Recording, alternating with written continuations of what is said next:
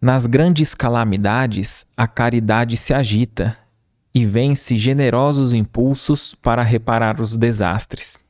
Mas ao lado desses desastres gerais, há milhares de desastres particulares que passam desapercebidos, de pessoas que jazem num miserável catre, sem se queixarem.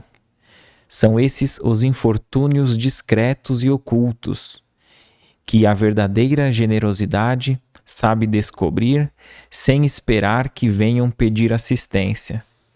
Olha que interessante, né? A gente falava que dessas tragédias, né, que chove muito, há deslizamento, e mesmo nessas tragédias vem a público muitas vezes, né? E é uma oportunidade para que a gente coloque em prática a caridade, a solidariedade. E sem dúvida é assim que deve ser, né? A gente deve se mobilizar, angariar recursos e amparar essas pessoas. Então tem um lado ali de nobreza em meio às tragédias que nós, quanto humanidade, possamos demonstrar o nosso melhor lado, né? Ir lá, se mobilizar e ajudar. Mas olha que interessante, aqui fala sobre os infortúnios ocultos. E muitas vezes, né, tem temas polêmicos, né, que divide opiniões sobre quando cai o tema caridade, né? Nós sabemos que tem a caridade moral e a caridade material, né? Então, ali a gente pode ajudar financeiramente alguém de modo material, imediato, e também a caridade moral, né? Que é perdoar o semelhante, ter piedade, né? Ser um bom ouvinte, né? Tem essa questão da caridade moral. Mas quando diz a caridade, num primeiro momento, a gente sempre vê o exemplo vindo à tona daquela pessoa que vem, bate no nosso vidro, no semáforo, e a gente fala, eu sou caridoso, mas eu não vou dar o dinheiro porque eu não sei se é para usar droga, se é para beber, né? Então eu prefiro dar comida ou eu nem dou nada. E cada um tem a sua opinião quanto a isso, né? Mas a caridade verdadeira, né?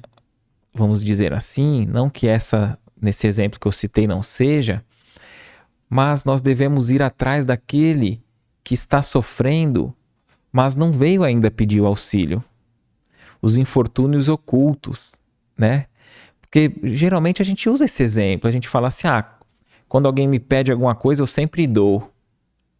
Mas será que nós já não estamos num grau intelecto e moral que nós devemos despertar em nós esse desejo de ir buscar esses infortúnios ocultos?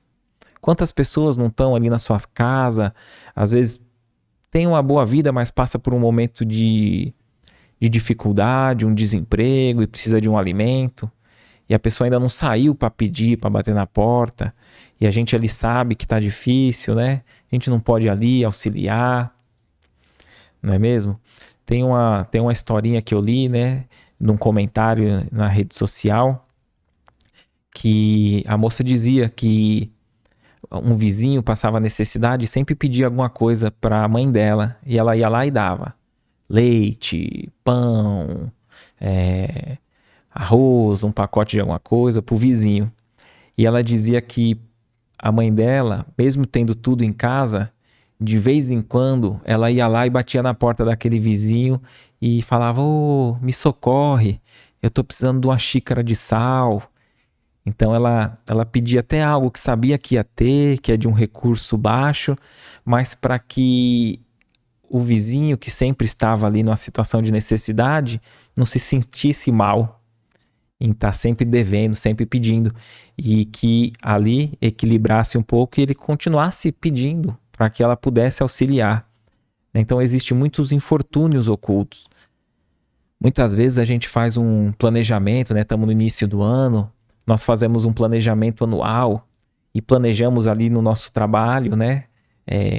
Angariar ali, conquistar novos cargos, aumentar nossa comissão e ter um salário maior. Fazemos um planejamento de trocar de carro, planejamos muitas vezes viagem, curso, estudo, E é assim mesmo que deve ser, né? Não estamos criticando. Mas nós já paramos para analisar se dentro desse planejamento, desse cronograma, quanto a gente colocou ali do desejo do outro. Tanto do outro que divide a casa conosco ali, o marido, a esposa, os familiares, né? Será que a gente tira um dia, algum momento para se dedicar no sonho, no objetivo do outro? E será que tem algum dia da semana, algum momento que a gente se dedica a enxugar as lágrimas alheias? Buscar esses infortúnios ocultos para que a gente possa ser útil? Porque muitas vezes nós dizemos, eu gostaria no futuro, se eu tivesse dinheiro, se eu tivesse condição. Mas muitas vezes, muitas dessas atitudes, às vezes nem necessita de recurso, às vezes necessita de bem pouco. Tirar um dia na semana, ir num abrigo, num albergue, né? Sermos voluntários num hospital. E num asilo, muitas vezes no asilo já tem os materiais ali, mas a caridade e a carência ali é de calor humano, de afeto.